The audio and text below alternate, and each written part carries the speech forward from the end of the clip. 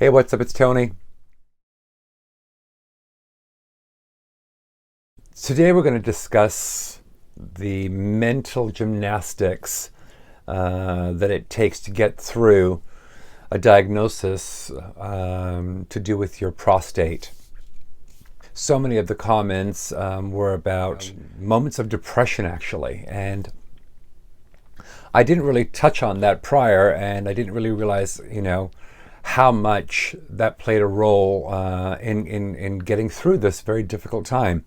And I had the opportunity to speak to many guys on the phone, actually, just to talk to somebody who'd gone through the same situation as they did, and to let them know it's okay to have those moments where you're up and then you're down, and you're up and you're down, and there were moments that you didn't see on camera where I was a disaster and really just broken.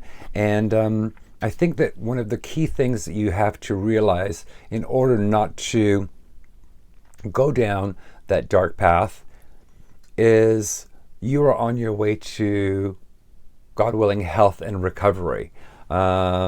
It's all of the emotions you could imagine. It is, you're sad, you're depressed, you have anxiety, you're angry, you're taking it out on the people around you. Nobody's saying the right things. Nobody knows what to say.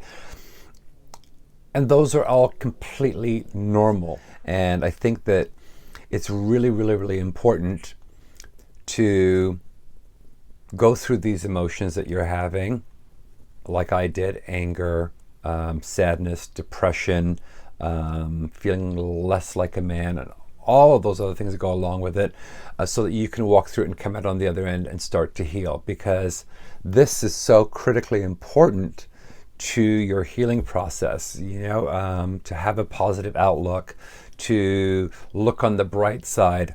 And I know it sounds like a lot of bullshit and a lot of rhetoric and a lot of manifest, whatever, but just from my personal experience, I truly know that when I had those moments where I felt really down, I had to kind of really catch myself before I went to a dark place and really just find something positive in it, because you can actually find something positive in anything.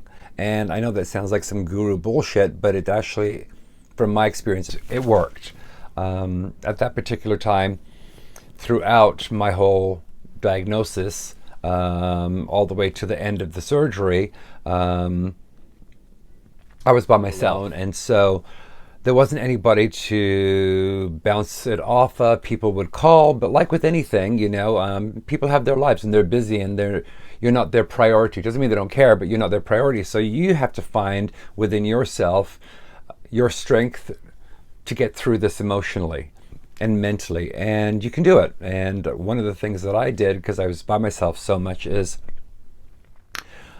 I talked to myself quite a bit out loud, and talked to myself in a positive way, in a way that would boost me. And when I got down on myself, because looking down some days was just really terrible, just looked like, I don't know, like a wounded bird, right? And I would really get down on myself, and I had to catch myself and say, you know what, Tone? No, don't spiral. You need to count your blessings, because it could be so much worse.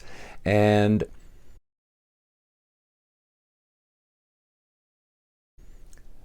once I was able to start to do that more often and switch over, because my mind would wander, that really helped me get through having to have a catheter, having to have a surgery, and then the recovery. I think that the hardest part was having the catheter. The surgery, yeah, it was difficult, but it wasn't as hard as having the catheter, which was a daily exercise in staying positive, because I had to learn a new way of living and functioning, which, anybody who's watching this who has to live with a catheter or has to go through surgery, you're going to have to sort of adapt to a new life based on what's going on. And sometimes you just need to be quiet. You just need sometimes not to talk about it. You just need to forget about it as best you can, so that you can get your head right.